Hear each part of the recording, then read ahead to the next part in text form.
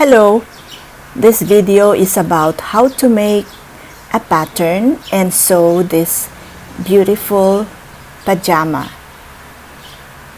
But we have to know first what is a crotch line. It's when you sit down from the seat to your waist.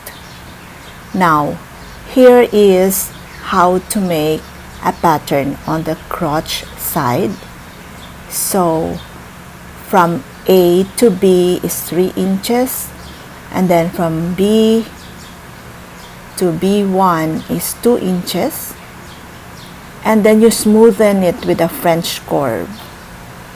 See that it's on the deep side of the French curve, and then as you go up from B upwards is your crotch line. For example, in my case, okay, that's 3 inches, 2 inches, and then you smoothen with a curve, and then that's the crotch line that you measured upwards, and from there is 1/4 of your hips. For example, your hip line is, okay, that one is going up, that's your crotch line, and from that 1/4 of your hips plus 1/4 allowance, and you have to make 4 pieces of that, and from there, from up to down is your length of your pajama. So you make 4 pieces of this.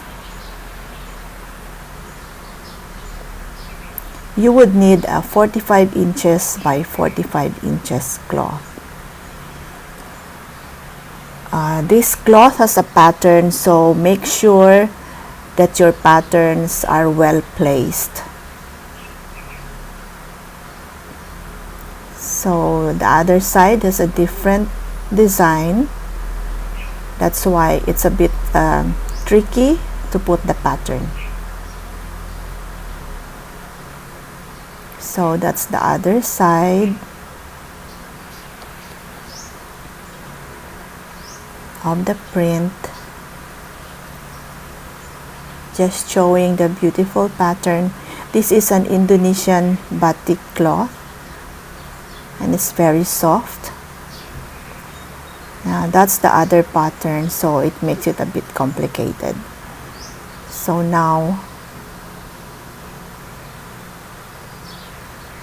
I'm just showing here that 9 1/4 is my hip, 1/4 of the hip, and showing the curve on the crotch line, which I transferred to the cloth, showing the French curve, and then I drew it on the cloth itself. After I drew it, showing here my hip line 9 1/2, I have put 9 1/2, and then up to straight down, that's your length of your pajama, and then I cut it.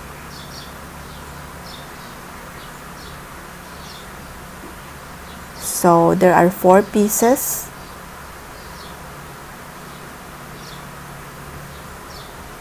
I cut it, and then I will sew together the outer part. Only the outer part you should sew together, yes, right sides together, and sew it together.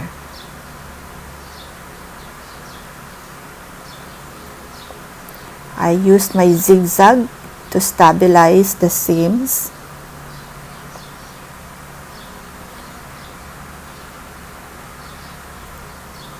And my sewing machine has no foot pedal. I only have to press that button for stop and start. No need for a foot pedal, which is really good for me.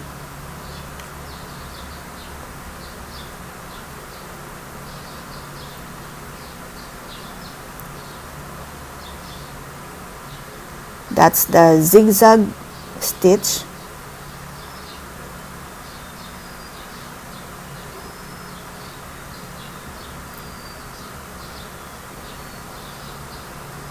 Now I will sew with a regular stitch the outer, the outer side. That's the stabilized part.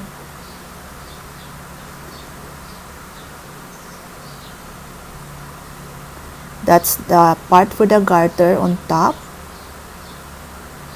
The lines are for the garter.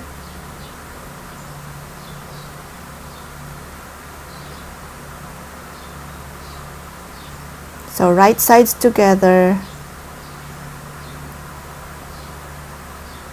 Sew together the outside part.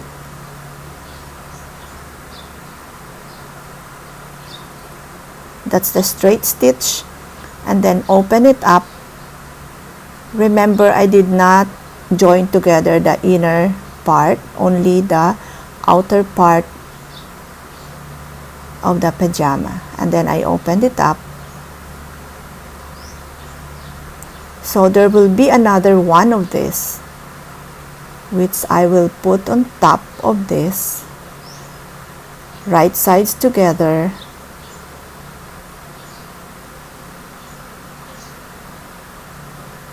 Here I have placed the other part. This is the wrong side, and the right sides are together,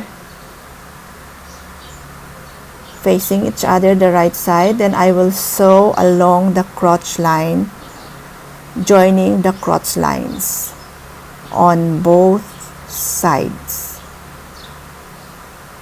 Join the crotch lines on both sides.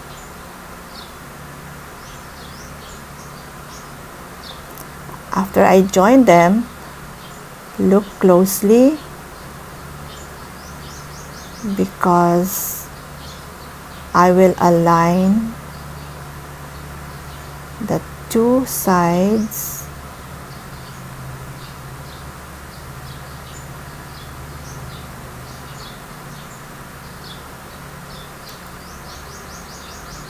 and then I will sew together the inner portion of the pajama near the crotch line.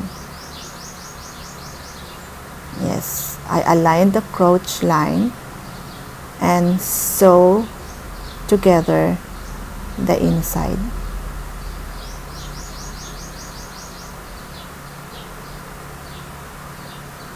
Make sure that the seam lines are aligned, especially the crotch line. It should be aligned.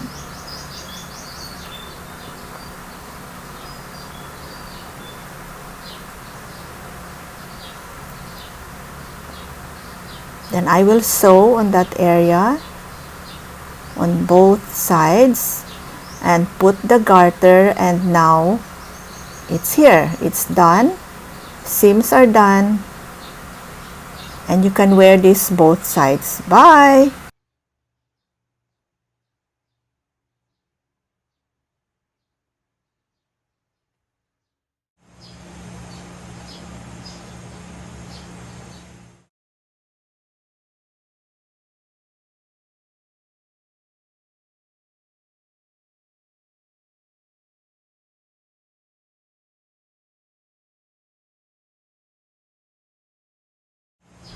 This is now the finished product.